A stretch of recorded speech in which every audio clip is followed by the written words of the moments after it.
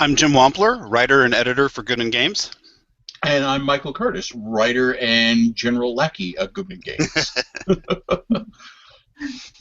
And this is episode 44 of Legends of Tabletop. And I'm Leah Bond. And let's start off today with something cool over the last week. One thing that I have noticed is KFC in Hong Kong has come out with a new finger-licking good line of edible nail polish. It's only available to their Hong Kong customers, and this is disappointing to me. So, go ahead, John. Have you had anything cool happen to you in the last week? Yesterday I got a playtest copy of Dice of Crowns from Thing 12 Games, so I'm looking forward to getting that on the table. They have a Kickstarter coming up in June, so we'll have a review up for that. And I also am getting an advanced reading copy of Star Spawn. It's written by Wendy Wagner. She's also one of the authors in the Autumn Cthulhu book that was just published by the Lovecraft e-zine, so I'm looking forward to reading that. So those are the cool things I have coming up this week. Jim, you have anything cool you're working on? Anything exciting? Well, lots of things, but the coolest thing I ran into in the last few days is I went to a comic book store I'd never been to in my life in Milford, Ohio, for Free Comic Book Day on Saturday, and there, sitting on the shelf, was a homeless copy of Commandy, Last Boy on Earth, #1. And so even though I own many copies of it, I think I can find that one a good home, and I snagged it. Nice. Oh, Jim's a big fan of the Commandy, Last Boy on Earth, right? Let's see. For me, I got notification that my 7th edition Call of Cthulhu is finally shipping. Lucky you. So that was a positive thing, and I got a drop shipment of the free RPG Day adventures that Goodman Games is going to be putting out. But I'm supposed to. We weren't allowed to talk about that, or I'd have said that. No, this is we can mention it, but we can't give details. Oh, okay. Put it out. So speaking of Goodman Games and what's coming up, would you care to share anything with us other than that piece of information? Well, this year it has been publicly announced that this year the free RPG Day release from Goodman Games will contain 2 adventures.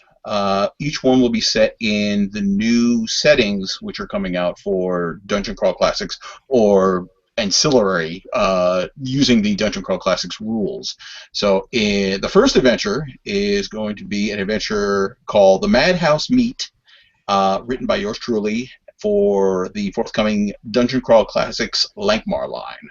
So that is going to be the first adventure in there, and there is a second, better and longer adventure, which will be followed by that, and I suppose Jim could probably mention what the title of that is and talk about that. So. Please do. Mike's making fun because I went further over word count in the assignment. The second adventure that will be in the free RPG Day Goodman Games product is a Mutant Crawl Classics introductory adventure called The Museum at the End of Time. It's a level 0 character funnel for Mutant Crawl Classics and has enough rules in the back of the adventure that you can actually run the system even though it's not out yet. That sounds like a load of fun. Post-apocalyptic Dungeon Crawl Classics. Yes, especially when you said the museum at the end of the universe. That makes me think of Douglas Adams.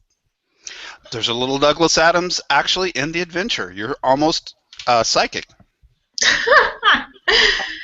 There's a little Douglas Adams in all of us, actually. Oh, yes. Once you read it, it sticks in your head. That it does. That it does. Oh my goodness. So, when you say post-apocalyptic, like along what lines would that be? Kind of like a cyberpunk Shadowrunny type of thing, or? Actually, no. It's a sunnier post-apocalypse than that. It's Oh, a okay. ambiguous time, far, far, far in the future. So, I mean, if you want to put a number on it, a 30th century Okay. civilization has fallen thousands of years in the past, and the planet's recovering from that devastation by growing mile-high trees, hothouse jungles, and wild mutations all over the place. Okay. Explosive radiation of mutations in evolution. Sounds a little bit like Gamma World. Yeah. Well, since that's my all-time favorite RPG after D&D, Homage to? could be. Yeah. The game, when it comes out, will have a foreword by James M. Ward, if that gives you a clue. Nice.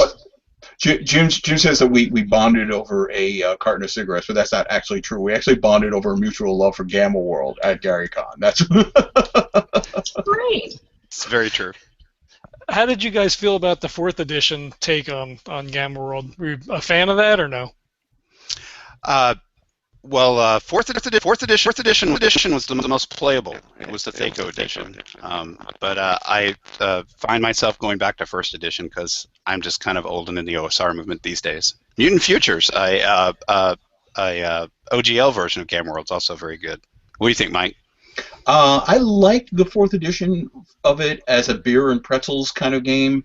It's not something I would run as a campaign, but we did, when it came out, the idea, I liked the randomness of the character generation. I remember when we ran it a couple sessions at my local game store, and one of the characters ended up being a pile of flaming kittens. Like, that was his character class. So, yeah, so like, all right. Dude, you're talking about 7th edition. That's No, not 4th edition. no, but I think but I know where you were going when you said 4th edition. You meant the 4th edition D&D The Power rules set. Gamma. That's the Yep. one you were talking about, correct? Yep. Right. Oh, then Mike's exactly right. It was fun to sit down and play for laughs once or twice, but you couldn't run a campaign in that. Oh, I must say with Gamma World, definitely beer and pretzels. Beer and pretzels all the way. and yeah, if you can get a group of people together to run an entire campaign through that. Well, may I speak seriously about game Please. design for a moment? Yes. This is what I've tried to do with Mutant Crawl Classics, and that's why it's a little bit of a sunnier apocalypse, because that first setting you referred to, where everything's cyberpunk and nanotech and the skies are always dark, that's great for a change of pace RPG, but I don't think anybody plays that, long term. You're right. So by bringing Mutant Crawl Classics a little closer to Dungeon Crawl Classics in terms of game mechanics in a more open-ended setting, I hope it has a longer play life. Yeah. I'm excited to see it. Did that make sense to anyone, or am I just? It Nope, made absolutely. sense to me. What? Because DCC is the bomb. Yeah, I mean, seeing as I have not played any of them yet being the key word yet, I am excited to get my hands on something. So definitely, tell me about the if you can, Michael, tell me about what you have planned. Well, for the free RPG Day adventure, or Yes. Okay, all right. Well, basically, what as Jim mentioned with DCC, the part of the character generation process is what's called the zero level funnel. So the idea was that you would make up, every player would make up like 4 average Joe farmers, sheep herders whatsoever. They all go in the dungeon, and whichever one survives becomes your first level character. So it's kind of, well, it's resource management. So if you have a really lousy character, he or she should be the one who opens up the suspicious looking box, So, so Is this calling back to the old Traveler where you often die in character very creation? similar to it, yes. Okay. But so that's been a very popular aspect of Dungeon Crawl Classics. So as Jim mentioned, his adventure is a zero level funnel. One of the things that we did when we were approaching DCC Lankmar is that we decided, as from a design perspective, the zero level funnel works really well for Dungeon Crawl Classics, but not so well for a version of the game which is trying to recapture kind of the literary, what we're calling the literary style of Fritz Leiber, where in the case the introductory stories where we meet Mouser and Fafford, they're already kind of heroes. So we've kind of eschewed doing the zero level funding for DCC Lankmar, and instead we have a process which we call the MEAT, MEET, not MEAT, which is inspired by Leiber's story Ilmet and Lankmar, which is the kind of the introductory story where Mouser and Fafford meet for the first time. So what we wanted to do is we wanted to create instead of doing a funnel, we kick off an adventure where all the characters, they come together for a reason, and usually we have to pit them against a greater danger where they realize that they have to work together in order to overcome whatever they're facing off against. The enemy of my enemy type of setting. Right. So what this adventure in the free RPG Day one is, it's a MEAT adventure, and that's why it's called the Madhouse MEAT. So it pits a group of characters together. They find themselves in a situation where they have to work together. They may not know each other before the adventure begins, but hopefully by the time the adventure is over, they realize that the benefits of them working together, they have gained some experience, they have gained a little bit of wealth, they've gained a greater understanding about what's going on in the city of Lankmar around them, and possibly have earned a powerful enemy. So it's a way to kick off a DCC Lankmar campaign. So that's basically what we have in store for that. We will have, since DCC Lankmar hasn't been released, we will have pre-gens available. You can download them from the Goodman Games website on or before free RPG Day. There will also be a small summary of the rules changes as well. So in theory, all you have to do is hit the website and then go to your local game store and pick up a copy of the adventure, and you should be good to go that day. So. Okay. So for those of us that have the TSR campaign materials that were sent in Lankmar, didn't Fritz do anything with TSR regarding Lankmar?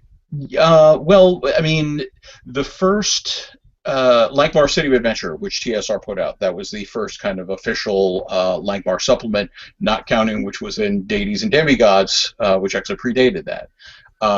That was kind of, it's funny, that set the tone for every other company's attempt to translate Fritz Leiber's stories into a role-playing into the role-playing genre.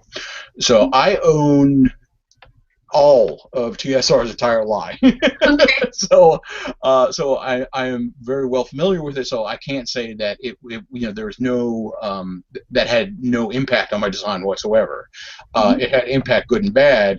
Being able to go back, with the benefit of hindsight, be able to go back and go through the TSR stuff and said, this was really good. I like what they did here. We should do something in this sort of vein so that it's true to that spirit. But there's other things. It's like, I'm not even sure the person who wrote this adventure ever read any Fritz Leiber, because this just totally does not work in it whatsoever. So we're definitely not going to do that. Okay. So, yes. Just there we go. Okay. I apologize. That's okay. I you too. No. No. I just had to shut the door. Oh, okay. Part of the fun thing of living in a home with a spouse is that they move out, and I did not want to have the webcast interrupted. So it's for your own good, really. It is. I don't have to worry about that anymore. Oh my goodness! But yeah, let's see. So even the cat died. Yeah. I'm all on my own. No pants. Oh, I can do whatever I want. No. Oh, Michael. So this will be out. When is Free RPG Day? Just remind us. Free RPG Day is, I want to say it's June 6th. I should have known that before. June 18th. June 18th. June 18th. Okay. June 6th. I know because I had to correct it on the website. Oh, okay. So, yeah. I can tell you, however, that Goodman Games was one of the initiators of Free RPG Day, and they were one of the ones. So they were actually the very first company to decide to contribute to Free RPG Day. This is the 10th. This is the 10th Free RPG Day, started in 2007, and Goodman has been part of it every year. So this year we're going to be back again, and hopefully, people will dig what kind of the change of pace that we have lined up for them. So, a good thing to let your listeners know is all you need to do to get one of these Free RPG Day products is go to freerpgday.com and use their store locator, and it's interactive and it'll tell you where the nearest participating store to you is. Excellent. That is good to hear. So freerpgday.com is the website? Yes. Okay. And we will definitely keep our listeners updated about that as it comes closer. There's links in the show notes. Okay. Thank you, John. Because, oh man, John is a wonderful, wonderful person to have on board because he keeps track of all this stuff. Oh, somebody has to. Yeah. Well, John, is it like this? Because when we're recording Save or Die, they'll constantly say, and the links will be in the show notes, and I know who has to actually do that on the webpage later. Yeah, so I'm just me. like writing furiously, okay, so I don't forget any of them. Yes. I try to preload things, so like the Goodman Games website's up there, the link for the Free RPG Day site. I don't have anything else up there yet, but if something comes up, I'll write it down. Or at least try to remember to do that. Excellent. So, Jim, tell us a little more about yours. The setting or the particular adventure? Both. For me, I'm an older gentleman, so my appendix in literature goes back to H.G. Wells. That's actually where the Museum at the End of Time came from, because I was a little kid, and that was my favorite part of the book, was when the time traveler was running from the Morlocks and hid out in an old museum where there was all this junk laying around. And what a perfect first adventure for characters whose job it is to go out into the ruins and come back home with artifacts. Here's a whole museum full of them for the taking. It sounds easy and appetizing, doesn't it? Oh, that it does. That it does. Oh, so man. It's a character funnel. What's interesting about comparing and contrasting DCC, Lankmar, and Mutant Crawl Classics, and you can only do this with a really good core set of rules. The genius of what Joseph did with DCC is write a rule set that's so robust that Michael and I can do two separate settings with completely different, or not completely different, but with in different game design intentions. Michael's gotten to tinker with some of the core rules of DCC for Lankmar, the way luck works and things like that. I took a different vector with Mutant Crawl Classics and tried to mirror the DCC rules just as closely as possible so that the games could be genre mashed seamlessly. It was a intention of Gary Gygax's originally at TSR. He wanted Boot Hill and Gamworld and D&D all eventually to be one rule set. And when I saw DCC first come out, the light bulb went off instantly. I'm like, well, this is my chance to maybe do for DCC what never really happened for Gamworld, not in the end. So, 7 character classes in DCC, 7 character classes in MCC, racist class in DCC, racist class in MCC. In DCC you get your spells from patrons and deities, extraplanar beings. In Mutant Crawl Classics, if you have a shaman, you get wetware programs from patron artificial intelligences that are, ancient global satellite networks and things like that. So it's a lot of fun. It's very much an homage to Gamworld, but it's also completely DCC-ified, if that makes sense. Wow. Yeah, it sounds a lot more in depth than any Gamma World adventures that I have gone on. Well, for a concrete example, the mutations in Gamma World is just a paragraph that tells you what your mutation does. In Yeah. Mutant Crawl Classics, they work exactly like spells do in DCC. So each mutation has a table with results that go from 0 to 30 plus, because you can jack your roll up. So you roll a d20, and that mutation might fail and give you a defect, all the way up to just completely decimating an entire population. Oh my. It's a lot of fun to play. You could wreak a lot of havoc with that. Wow. My goodness. So, John, I saw you raise your hand. I did. I figured it was the best way to do this. What's that? Both of these systems are both the Dungeon Crawl Classic RPG setting or system. Is that what this is? That's correct. It's as Jim was saying, one of the benefits about the DCC system, it's just such a good central spine.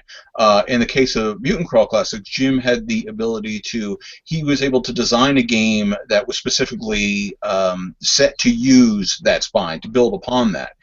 In my case, since I was doing a setting which was based on a pre-existing property, the library stories, I had to find a way to transform the system so it fit the setting. So basically, I was doing the antithesis of what Jim was doing, but yet somehow we still managed to make it both work. There's a little bit more tinkering to the rules that I do, but the benefit of it is that it still works with that tinkering. And we also, when we were doing the DCC Lankmar game, we wanted to do it so that if you wanted to run it just as a straight DCC, with the core rules, and not worry about what we were calling like the optional literary rules, it works that way too. So if you know Dungeon Crawl Classics, you will be able to pick up DCC Lankmar. You will be able to pick up Mutant Crawl Classics. Aside from this is a little different. This is a little different. All right, we're ready to go. Let's go. So, all right, cool. Very cool. But yeah, as we were discussing very briefly before the broadcast began, creating a timeline for Lankmar. Yes, very difficult.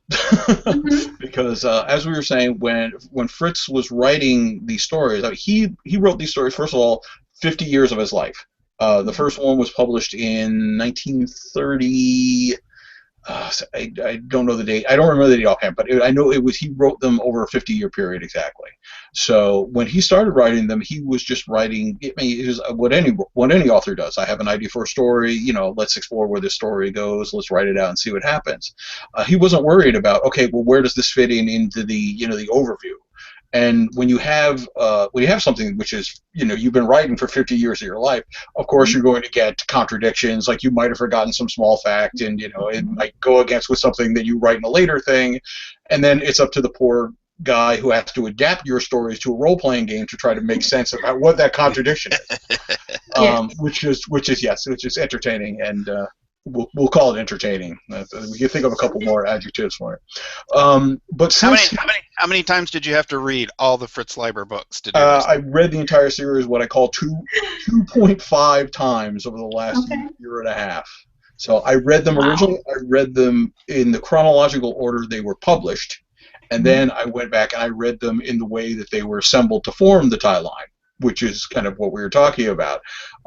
It's very difficult to establish, how old were they, in this story, we can get an idea of, this one definitely takes place after this one, and so forth. But, it's almost impossible to say this one takes place 5 years after this story, and this story is, 2 years before this one. So it was challenging. I tried to do it, and I can see why nobody has done it yet. Okay. It would involve making a lot out of whole cloth, and I wasn't quite ready to do that. So. All right. Do you think you'll ever be ready to do that in the future? I don't know. We've got a lot of plans for DCC Lankmar, assuming people dig it. I've already Joseph Goodman have already gone back, and we have I've 6 or 7 potential titles and things that we would like to do with it. Weather timeline, I don't know. I might do it. I might do it. I need a little time to step back. Okay. I was just curiosity's sake. I mean, since what is public domain? It's what is it? Death of the author plus 20 years. I know it's different depending what nation you're in. Oh, okay. I know that for DCC Lankmar we actually have a license from the Fritz Leiber estate. So I'm not quite sure if everything is technically in the public domain or they have been going through the process to keep it all within the ownership of the estate itself. So they've been very easy to work with, though. Yeah, well, I mean, I'm just saying as we near that time frame, those things would probably be good to know. Yeah. But yeah. Oh gosh. Yeah, I tried to get them to Goodman Games to bankroll a trip down to Houston, Texas, because that's actually where Fritz Leiber's collection of his private papers is in the University of Houston. But we couldn't pull it off. If there was a game convention that weekend in Houston, I could have gone down there, gone to the game session, and then hit the library. Oh, dude, talk to me later because some of us have got a secret trip to Robert E. Howard's house planned for Texas. We're gonna get a rental car and go for it. With our luck, it'll be covered in snow. Oh no, on snow. Oh my goodness. So you're the closest, Jim, aren't you? To Texas? Yeah. I mean, compared to the moon or something, sure. Oh gosh, no, never mind. I'm sorry. It's to go all the way to Dallas Fort Worth from Cincinnati, it would be Cincinnati, 1,100 miles. So, okay. and the Texas state border is the halfway mark in that trip. Oh, that's true. Texas is a huge state. Drive 100 miles an hour. It's an 11-hour trip. Oh gosh. You might make it from Cincinnati to by state line and then get pulled over or something. I don't know. Gen Con's a little closer to me. That's only 100 miles. That's not bad. Not bad. But yeah. I'm obviously a little prejudiced because I'm friends with Michael, but I've read all this DCC Lankmar stuff, and Michael, I can say unreservedly, is a far better writer than I am. I'm kind of a hack with a lot of great ideas. Mike's Lankmar stuff, anybody, you don't have to be a Fritz Leiber fan to dig what he's laying down in these adventures. It's really cool stuff that hasn't happened in fantasy role-playing games before. Okay. As Mike alluded to, the TSR stuff tended to gloss over some of the peculiarities of Lankmar, and Mike's embraced that. Excellent. I hope so. Like I said, we've been working on this for a year and a half. We've been play testing and everything. It's gotten to the point where sometimes it's difficult to see the forest for the trees. I mean, the play testers have been very, very useful to us because they can take a look at it and they're playing stuff and they're realize, they say, well, Mike, like, what about this? I'm like, well, I know about that in my head. I didn't read it to the paper, so let me go back and redo that. So. But thank you very much, Jim. Thank you for the praise, and allow me to return it and say, although I may be a better writer, Jim, you're a better artist. Okay. Well, I can't argue with that. I've seen your art. But what's great about Goodman Games is that they play test the hell out of everything. So the DCC Lankmar has been under play test at least 2 years, I know of. Longer. Well, two Gary Cons at least. Yeah, 2 Gary Cons. But technically that's a year in between. We had the first official meeting about Lankmar at 2 Gen Cons ago. So technically it's been about a year and a half that we've been working on it, playtesting and everything. So Mutant Crawl Classics is 3 solid years of playtesting to get it get right out. So I mean, both systems are rock solid and play great. Cool. Do you guys do a lot of conventions? Since we're kind of talking about that a little bit. Yeah. This is actually a light year for me, so I think I only did 4 or 5 this year. But some years it's 6 or 7, depending on where. But Goodman Games, I mean, Goodman Games has what's called the every year they do the World Tour, quote unquote, the World Tour, and I think we hit up about 20 conventions, I guess, on average. Dang. If it's not official Goodman Game crew, it's what we call the Road Crew. We have kind of disciples of the Dark Master who go and run DCC, at their local conventions and help spread the word. So yeah. Jim, you ran. Jim has been playtesting Museum for. That was pretty much like the first one you ever ran, wasn't it? For your home group. Yes. I've run that. I could run that adventure in my sleep. It's to the point where I change it up just so I don't get bored. And what's coming out on Free RPG Day is a scientific distillation of all of that. Oh wow. Nice. So how long would you say that each module has been built to take to run through to completion? I'm laughing because the design goal from Joseph Goodman is something that can be played in a 4-hour session. I have trouble hitting that. Okay. Okay. Yeah. The Madhouse Meet can be done in 4 hours. It's designed to be a single session. All right. And yours as well, Michael? Yeah. Yeah. That was yeah. I'm sorry. The Madhouse Meet, and then Madhouse Meet you've is mine. got the Museum. museum. The museum. Well, remind us what the title is again. The Museum at the End of Time. Museum at the End of Time. The design intent with Dungeon Crawl Classics Adventures is that as we all start to get older and we aren't teenagers with infinite amounts of spare time, and we become soccer moms who still game and have jobs and families. Yes. That the adventure should be something you could sit down and do in a session. Excellent. So about 4 hours for both of these? Well, mine's 4 hours. I can make it happen in 4 hours, yes, ma'am. But if you weren't rushing, would it be more or less, do you think? Oh, well, this is the value of playtesting, and I'm grateful that we have playtesters besides ourselves, which is very important in playtesting. You can't rely on yourself because your home campaign, your guys get used to how you run a game. But sure, you could do it in 4 hours. Okay. But it would certainly stretch. All right. Just had to double check there. Oh man, so that's awesome. You do get an awful lot of time from Goodman for a lot of value for something that you give away on this one day.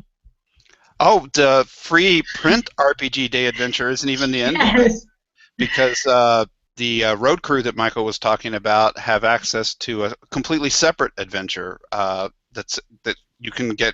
Just sign up to run a public game as part of Road Crew 2016, and Joseph will send you this adventure in PDF format. And since I'm the editor and co-writer of it, it seems like I would know the title of that adventure right now. Oh, The Shambling Undead. Oh, that sounds like fun. Character funnel with the fantasy zombie apocalypse. Okay. Who doesn't love the zombies? I know. Well, there are some people that don't love the undead. And I write a tiny chunk of that one, but it's primarily written by the Dungeon Crawl Cabal, which is a little secret group of us writers who collaborate and do 2 or 3 of these adventures for Goodman Games every year. Oh, wow. Now, speaking of Cabal, one of you two had said something about Cabal. Remind us what that is. The Dungeon Crawl Cabal or Cabals in general? Just... Oh, someone said something about a podcast with the word cabal in it, I think. Or I could be wrong. I could always be wrong. We were talking off air before we started about the shocking news that there wasn't like some central Goodman Games skyscraper located Oh, in Santa yes, Clara, that's California. true. That's true. That, That's that, true. that the writers are scattered across the country, but that's Yeah. advantageous because that puts us in all these places to do regional cons. Oh, that's true. That's true. I apologize. But there is another podcast that we can talk about, the Save or Die podcast, run by Yes. Jim. Oh, I would love to talk about the Save or Die podcast. Sure. I mean, if you want to talk about podcasts, I know a lot of good ones that I've either participated in or have participated in. Tell us about Save or Die. Save or Die podcast is a entire podcast focused on classic D&D. The version, Okay. any version of D&D that came in a box set, from the Little Brown books up through the Mentor Red box, we cover it. And not just the old modules and adventure modules, but all the new stuff that the OSR is producing for that setting. And, you know, with some wiggle room because we talk about DCC and because it has a very old school theme to it. There's a wonderful DCC podcast called Spellburn that I was a host on originally, which you can find at spellburn.com. It's a whole podcast dedicated to Dungeon Crawl Classics, and a second Dungeon Crawl Classics podcast called Sanctum Secorum. Sorry, my dyslexia just kicked in. Help me out, Mike. Yes. I just call it the Sanctum, so it's kind of like a cabal. Okay. Yes. Bob Brinkman, Jen Brinkman, and Dave Beatty will talk about a Dungeon Crawl Classics adventure and a book from Appendix N, like Fritz Leiber. Okay. And do a whole podcast about that. Mm-hmm. What am I leaving out? Something. Don't you have like another podcast that you do or something, or is that kind of? Oh crap! Yeah, I hadn't done an episode in so long. I forgot about it. I do one all by myself that I need to get back on the horse because Marora Rasmussen wants to come on and talk about Top Secret, called Designers and Discourses, where I have a single game designer on and do a one-on-one interview where we talk about the design intents and influences of a particular game. And past episodes featured Mr. Curtis, Jim Ward, Tim Kask, the author of the Mouse Guard RPG. I had James Raggy IV on to talk about Lamentations of the Flame Princess. And it's a little more in-depth journalistic sort of podcast. Okay. Now, with the game mechanics, you touched on that just a very little bit earlier when you were talking about the 7 races, and then of course it's going to have 7 races in this setting as well, and then you've got the spell types. And what was it? The different classes of spells, and then you were talking about the different mutations to match one with the other. Well, I'll tell a secret and why I give the bow to Michael being the superior writer between us is because Michael's language skills are better than mine, and he could write prose fiction, whatever he wants. I'm much happier writing game engines and game mechanics than I am adventures, personally. Mm-hmm. Which you can tell because when you pick up my adventures, there's always a bunch of extra tables and things jimmied into the adventure, like one-off rules. I'm terrible for that. Okay. If we just want to give an overview of the general game mechanics for Dungeon Crawl Classics, especially if people are going to be going into free RPG Day not quite knowing what to expect.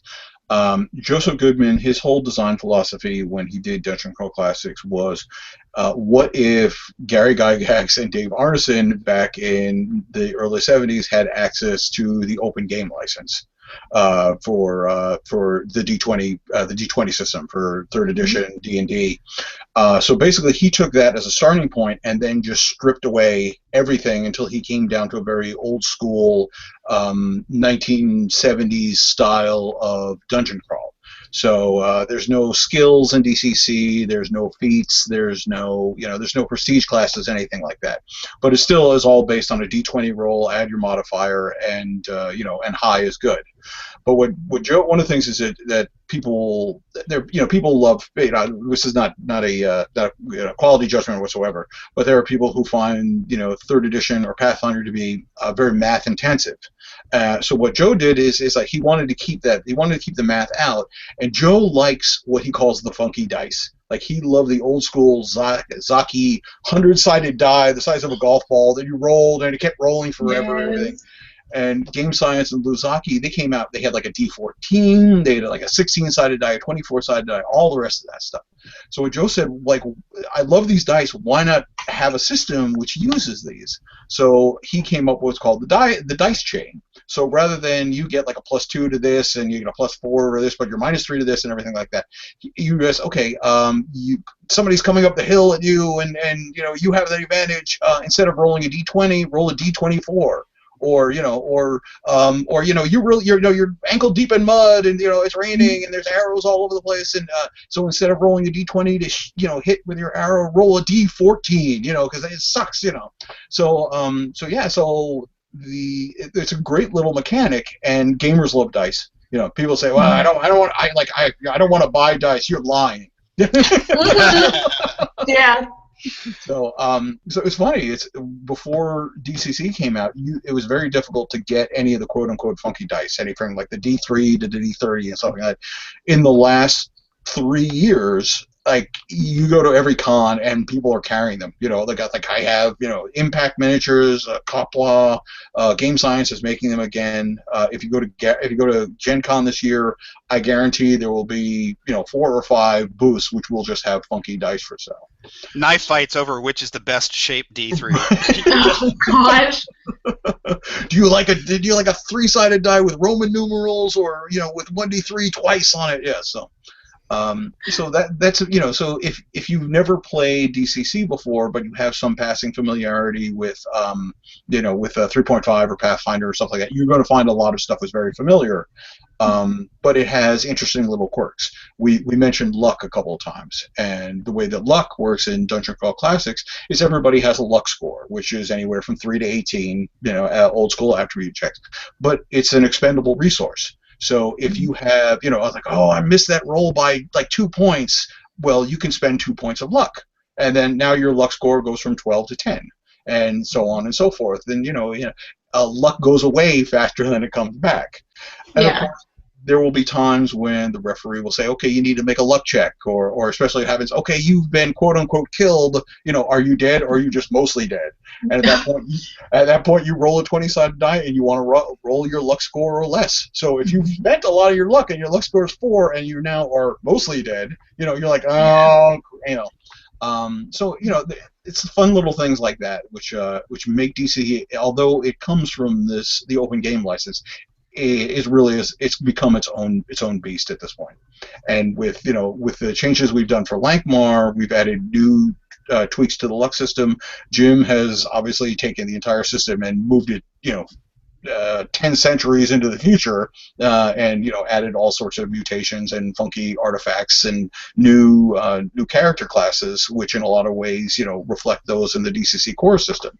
So again, if you've just played DCC, you are going to be able to play Mutant Crawl Classics, or you're going to be able to play DC Lankmar. So it's kind of like the little, it's the Rosetta Stone that can translate all amongst these various systems. So. Yeah. Good save, man. All that's what I meant to say. Good save, Mike. Okay. No, with what you had said about luck, that for some reason that makes me think of RuneQuest.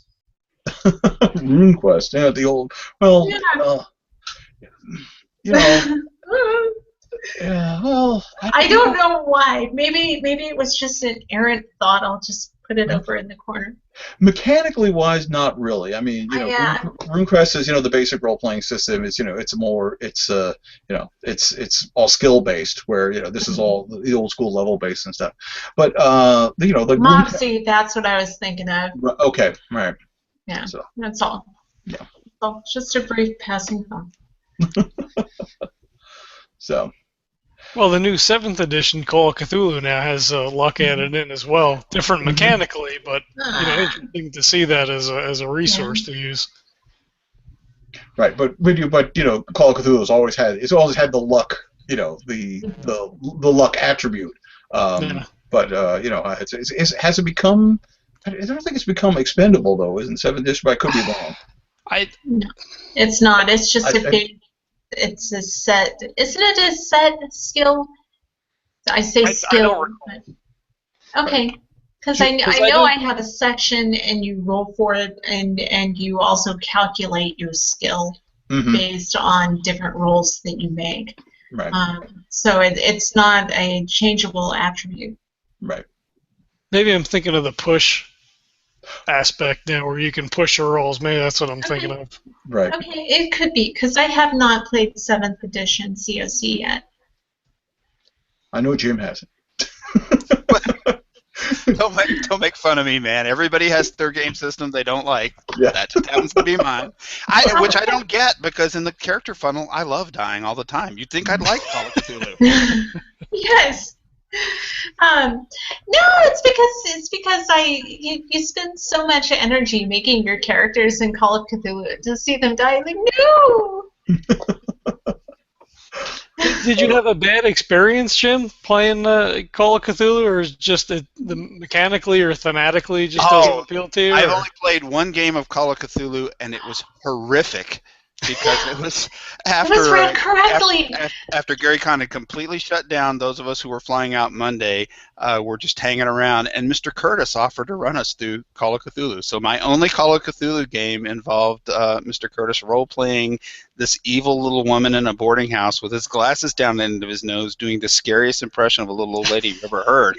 It was the most horror-filled thing that happened in the whole game.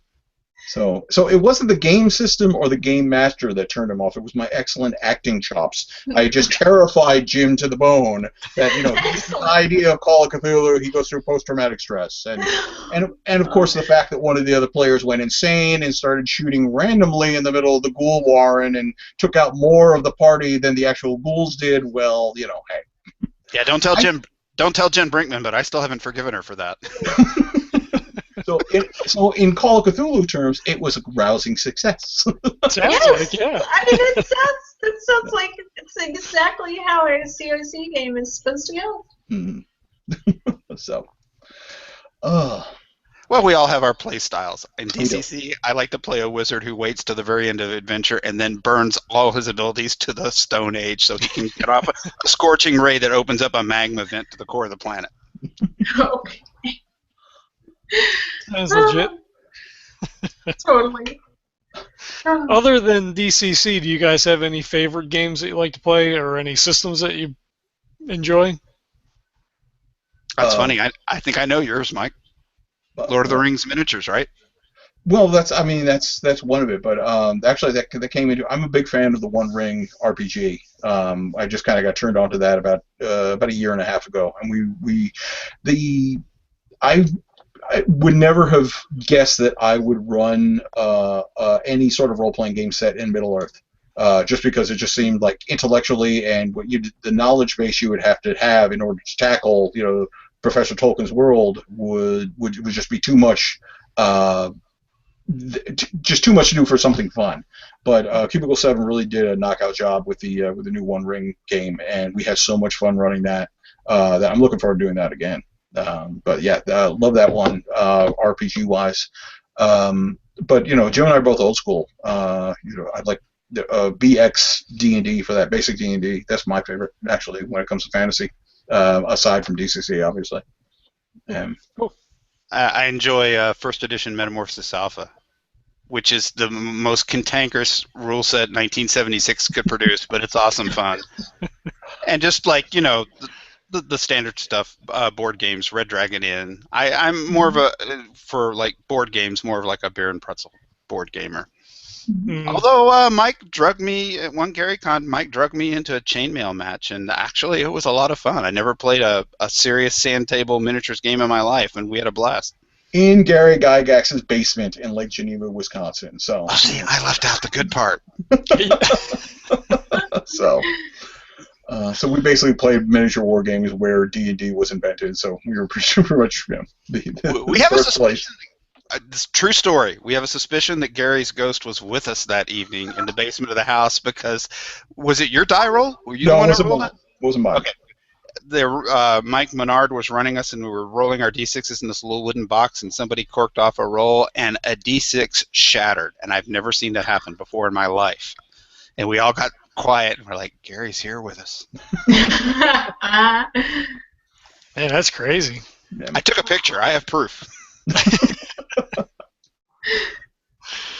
I've seen my brother shatter one with a hammer, but that's a little different. It's not quite supernatural. That's No. um, so. Yeah, so it's actually, the idea about, what Jim mentioned, Metamorphosis Alpha is one of the great things about doing this work for Goodman Games is that Joe is really big about, the history of gaming. I mean, so just 2 years ago, we did the deluxe edition reprint of the original Metamorphosis Alpha rules in this giant, archival version of it. We put out an entire line of adventures and supplements. Basically, Metamorphosis Alpha under Goodman Games has got more support right around the 40th anniversary than it ever did from TSR, and Jim Ward loves us for it. So, and we just did a big Kickstarter this year. We're doing a big reprint of the old Judges Guild modules from D&D and AD&D modules, which were, 76, I think. And they were the first kind of third-party publishers for a role-playing system for D&D. So having the opportunity to, go back and I got the opportunity to actually write kind of bonus material for these classic adventures. So that's every day. Every day I'm happy I work for Joe because I get what I call the mysterious emails, where I'll just get an email. We got the Lankmar license, and he just sent me an email with just a picture of the license, and that's It's like, what's going on? So, or when Metamorphosis Alpha came out, I got an email. It's like, do you know Metamorphosis Alpha, and do you think you could write for it? I'm like, what's going on behind the scenes here? So it's a great opportunity. So, dude, I was a teenager in the 70s. If you'd have told 18-year-old me someday you're going to get to write Metamorphosis Alpha adventures and you'll be friends with Jim Ward, I wouldn't have believed you. That is pretty cool. Come full circle like that. Right. Yeah, absolutely. Mm-hmm. All my 18-year-old dreams are coming true, and it's exhausting. Hey, be careful what you wish for. You might get it. Because we're talking about the good parts of Joseph Goodman. You want to hear some of the bad parts?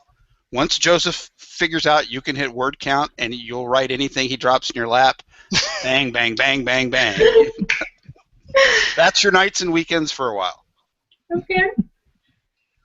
Well, let me ask you this. Because you guys are, sort of living the dream there, right? So you're getting to write for games that you played as a teenager in the 70s. A lot of times I feel like because, most of us, our time is limited, when we get to play recreationally, that it makes that time that you spend at the table that much more enjoyable because you're like, hey, I got 4 hours this Friday, and we're not playing again until next month, and you get so much out of that. When you do it every day, and this is your job, is there ever a point where you're like, games today? Well, it's not that, but I'll tell you what does happen. Every single person I ever met or know of has had the thought, who writes in the game industry started with the thought, great, I'm writing for the game industry, now I get to game all the time. And the opposite happens. As you get more and more deadlines to hit, suddenly your time to actually game starts going. Mm-hmm. Am I lying, Mike?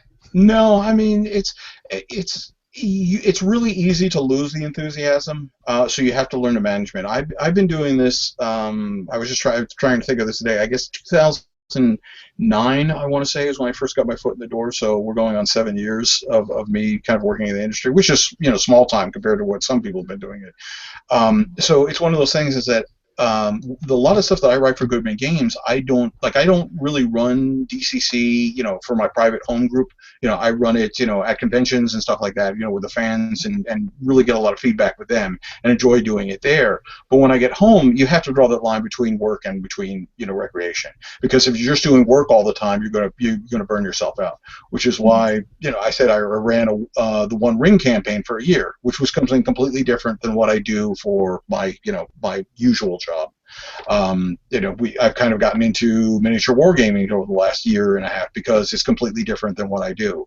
So it's like anything. It's the old line that I always remember is that when you're when your avocation becomes your vocation, you get no vacation, and that's really easy to do when you're working like in the RPG industry. So you have to know when to have me time.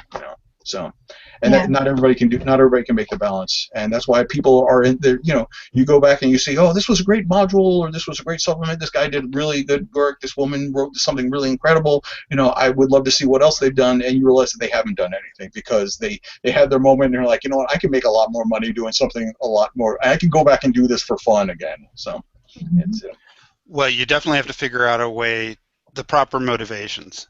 And for the love of the hobby has to be part of that because, you too can make hundreds of dollars a year writing for the RPG industry. Yeah, I say I work overtime hours for part-time pay. That's how I say. Yeah. But yeah, motivation. My big motivation is keeping the lights on. So that's as I'm. Well, when you made that move, in my head I was making fun of you, Mike, and now I'm doing it too. So this is Mike's been doing this a lot longer than I have, and this has been the history of our friendship. Is Mike tells me, he forecasts the future. He tells me what it's going to be like, and I listen to him and go, no, not me, and then it happens to me too. I go to conventions and I have people come up to me and we have a mutual friend who's luckily doing this now he's got his foot in the door and he's doing well, but everything I signed for him when he was still a fan, it was like it's not too late. If people are like, Mike, do you have any advice for aspiring game designer? Yeah, it's not too late to get out. Don't do it. That's my advice. It's not too late. Get out now. Oh my goodness. That's terrible. Yeah, well, I mean, and the same can be said. I mean, I just do this for a hobby, but still I find myself, mostly I write reviews regarding video games, and it's just hit me. It's like, this is somebody's lifeblood. I can't so easily discount this.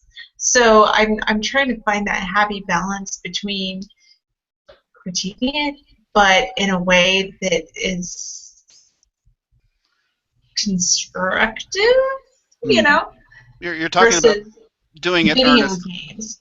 You're talking about doing it earnestly, Mm-hmm. which is the meeting point between not taking yourself too serious and still keeping it fun. Yes.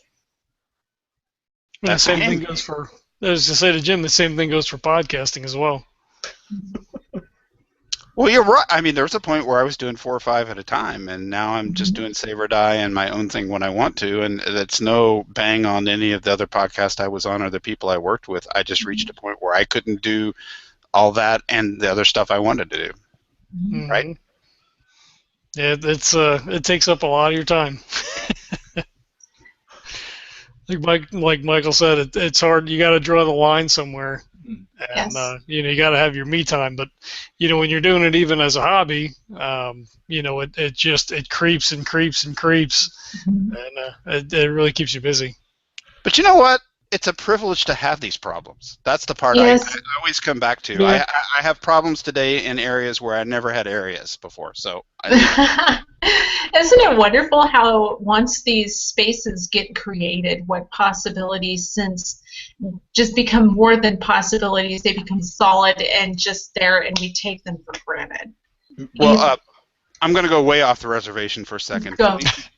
Felicia Day was just in Cincinnati a couple weeks ago for a book signing, and I got her book, and it is the best book on earth to read because she is very from the heart and very open about her struggles with trying to find the place where she could be the creative nerd she wanted to be and be rewarded for it, and all the trials and tribulations of dealing with that.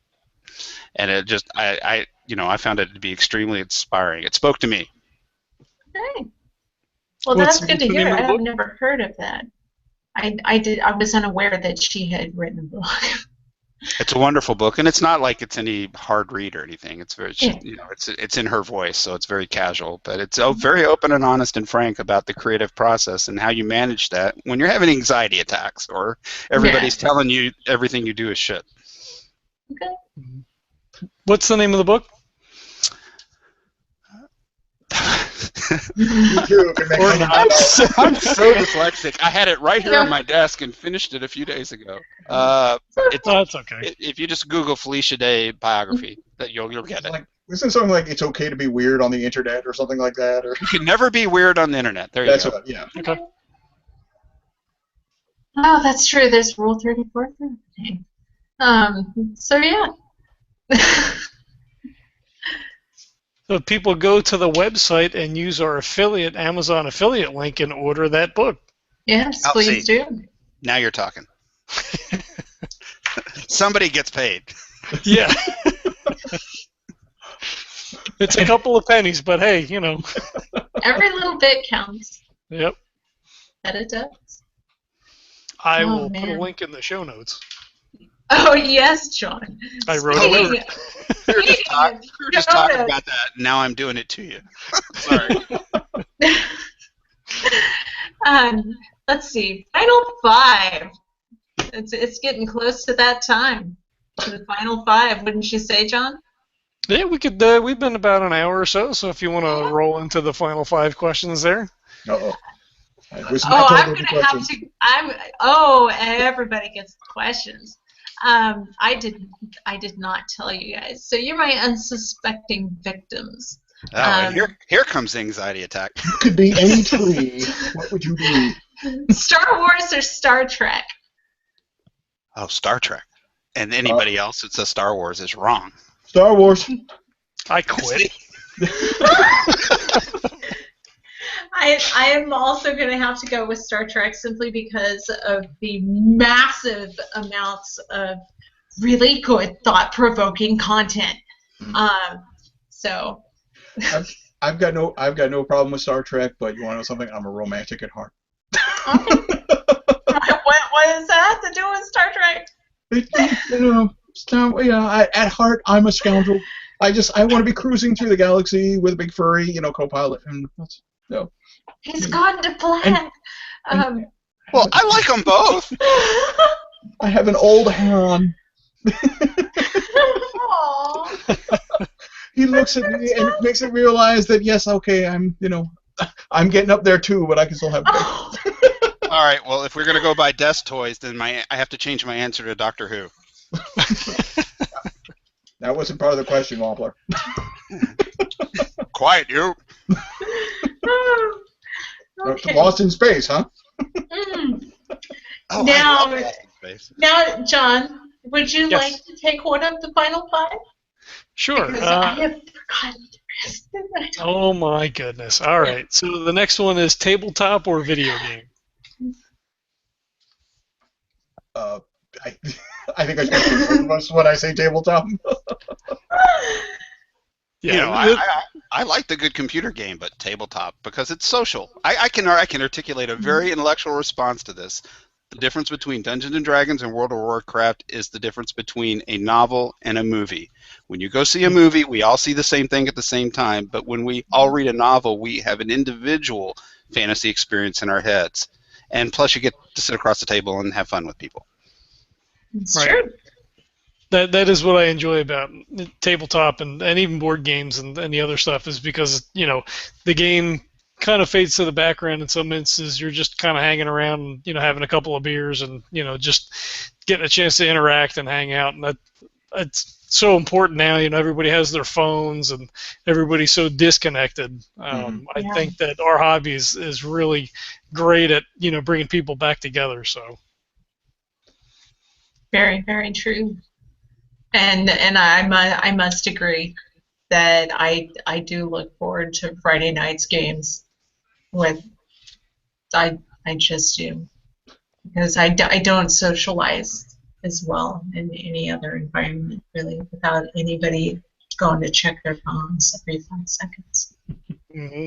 No, we're all guilty of it. I mean, I am too. My brother yells at me all the time. I got my first smartphone last year, I guess, right as things started to kind of take off for the podcast, and I always have my phone, and he's like, you're like a 13-year-old girl with the phone. And I'm like, but I'm working, I'm doing podcast stuff. It's not work, you're fooling around. Oh man, see, I got mine right before Necronomicon. Did you? Yeah, I did. So, No, that's probably about like early in the summer when I got my first one.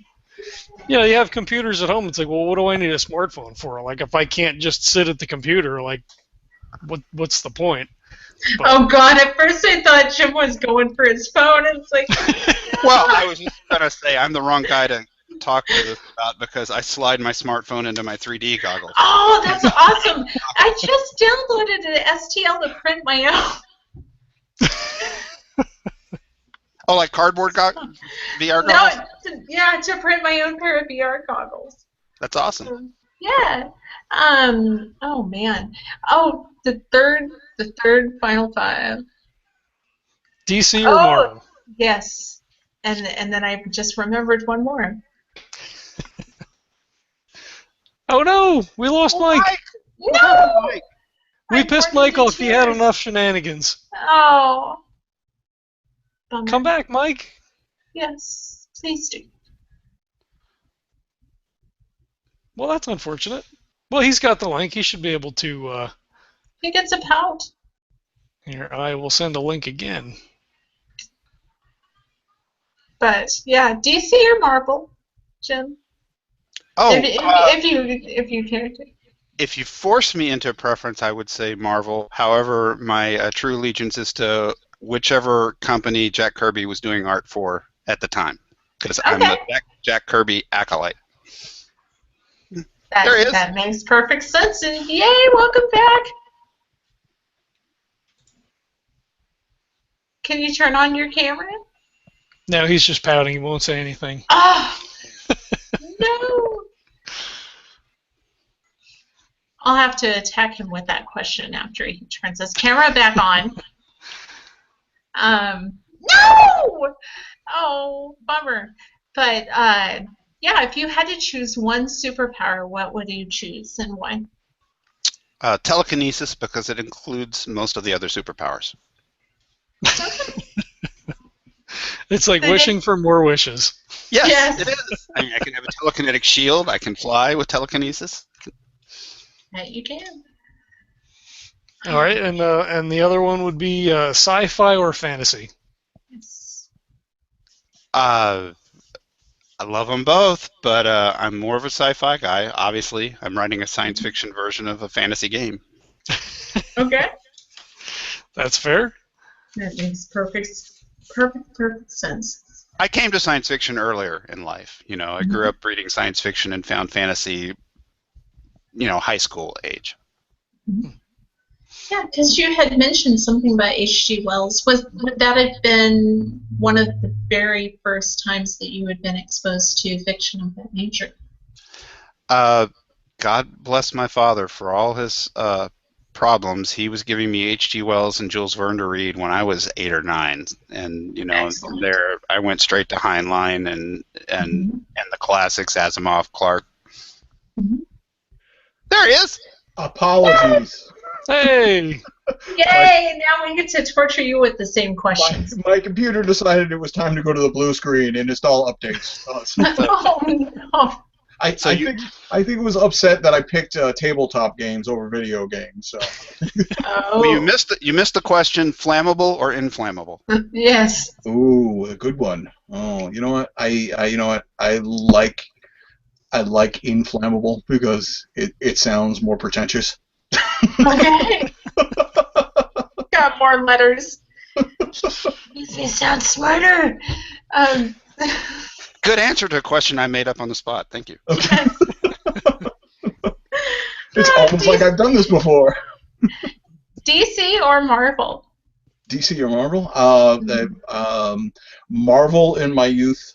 DC as I got a little bit older, but only Batman and Constantine. Okay. I grew up on the X-Men, but after I got out of puberty, I kind of Batman. Okay. I was more of a oh, check it out. Here's some Garth Ennis. Check out Preacher. Oh, okay. So I love Preacher. Are you watching the AMC TV show? No. No, I had better I will either hate it or adore it.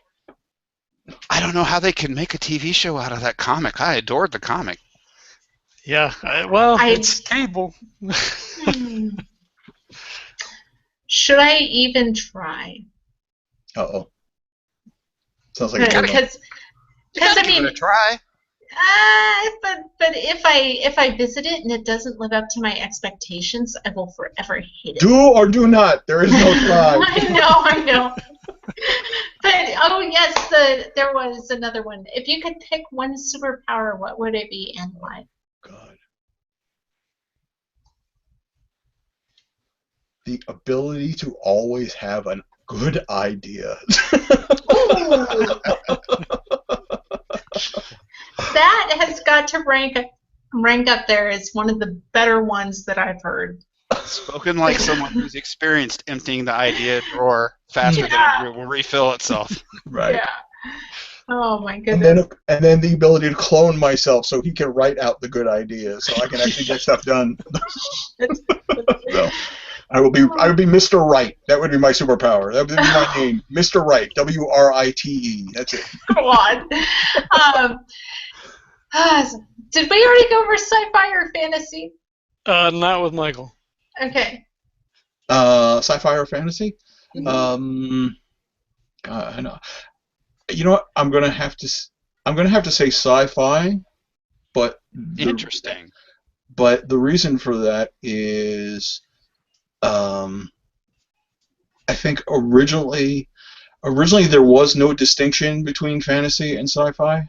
Mm-hmm. And I think, in the early days there was a lot more fantasy which was lumped under sci-fi. So I think sci-fi, if you want to take it in the traditional sense, is a lot more broader. Because, you get things like Journey to the Center of the Earth, you get, 2,000 Leagues Under the Sea, 20,000 Leagues Under the Sea, which is science fiction. You get, Edgar Rice Burroughs' Barsoom, the whole John Carter of Mars, which is technically sci-fi. But yeah, so sci-fi just because it's a bigger umbrella.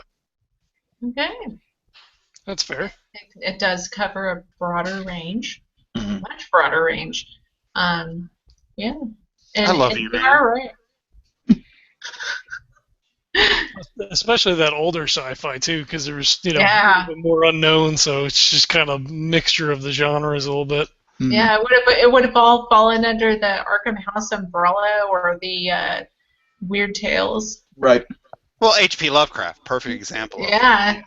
Yeah, I mean, Trapped in the Halls of Eryx, I think he shadow wrote with someone else, or co-wrote with someone else, and I like that because to me that was like the first instance for me of historically a fiction work involving something to replace oxygen in an atmosphere that was not filled with enough oxygen. Mm.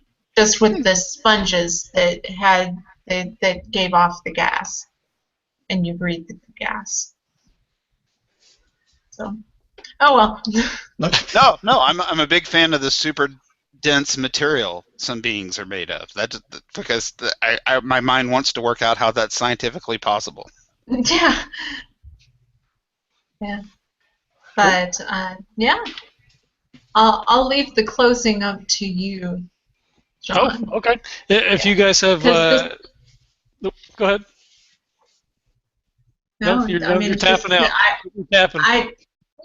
I'm not really tapping out yet. I just wanted to thank both of you wonderful gentlemen for taking the time out of your evenings to share with us what you have been up to and what Goodman Games has been up to with the development of your DCC and MCC modules. And I greatly appreciate it. Thank you very much. And I'm tapping out. Thank you very much for having us. There's the tap. I'm trying to send a text to my daughter. 1 second. You tapped too early. I did. Okay. I should have waited. Put the smartphone down. We're tabletop. Yeah, this is tabletop, man. Yeah. Do you guys have websites you want to promote? Any websites? Give us throw all that stuff out there so people can go check it out. Either your personal sites. Obviously, we have a link for Goodman Games up in the show notes already. Nothing that I'm updating. Fair enough. Talked a couple of years ago. Yeah. I used to have a blog before I started doing this for a living, and now I don't have time to do a blog anymore. So yes. Mhm. So, I if you like want your blog, man. Well, when listeners go to the Goodman Games website and see the best web technology 1998 had to offer, I'm actually part of a crew that's building the new Goodman Games website. So very soon there will be a new modern website at that address. It's not there now. Okay. if you want to know what's on Jim or mine's mind, the best way to do is go to the conventions, track us down. We'll be more than happy to sit and talk to you, for as long as you want. We love the fans. We love hanging out with you folks, and we are completely honored that you people actually spend your hard-earned money to keep us a level just above abject poverty for another day. So thank you very much. We appreciate it. So. And if the convention doesn't have a problem with it, I'm one of those GMs. I've always got room for one more, so just have a seat. No wonder you can't get your games in less than 4 hours. I always say yes to the players. That's my philosophy. Mm-hmm. There you go. Absolutely. And then kill them. Well, I mean, my role-playing game experiences, the very first ones were at a convention chasing around some friends of mine, and then it's like, oh, we have no more room. Oh, we have no more room. Hey, come join us. I know we're packed, but come on in. Mm-hmm. And that would have chalked up to one of my very first experiences. Well, this is why I like... I'm sorry, go ahead. Which was playing Call of Cthulhu. So, that experience has lasted, we'll say. I was just going to say that's why I'm such a fan of Felicia Day, because if we can't be inclusive in the nerd kingdom, where can we? Exactly. That's true. But if you guys don't have anything to promote, I would also like to thank you guys for coming on and spending some time with us, answering some questions, and kind of promoting what's going on over there at Goodman Games. We're happy to try to help drive people over there and get you some products sold, and expose you to maybe a greater audience. People that maybe haven't checked it out before will come over and check it out. So we're obviously glad to be a part of that sort of experience. Well, again, thank you for having us. We appreciate it. Thank you for helping spread the gospel of DCC. It's always a pleasure to be a corporate shill. I'm good at it. Yeah. There you go. Before I launch into our final little thing here at the end, can I get you, Mike, to say, and you're listening to Legends of Tabletop? Hey, enjoy listening to Legends of Tabletop. Awesome. I'm going to put that on the front end with the rest of the bumper there. Thank you, sir. As always, you can find us at legendsoftabletop.com. If you have any questions, comments, or feedback, you can reach out to us at legendsoftabletop@gmail.com. As always, we are on all of the social media websites, Twitter, Instagram, Tumblr, YouTube, you name it, you can find us there. Just pop us in your Google search. Every Monday we release actual play episodes, so make sure you're subscribed to that. And normally Tuesdays and Wednesdays we have these interviews that we like to do, so we'd appreciate it if you would also check that out. If you could leave us a review on iTunes, that's great. It helps us out immensely. Doesn't have to be 5 stars. Hell, you could give us 1 star. Just go ahead and leave us a review. We really appreciate it. So thank everybody for showing up tonight. Thank everybody for checking us out, and we'll catch you next time. See ya.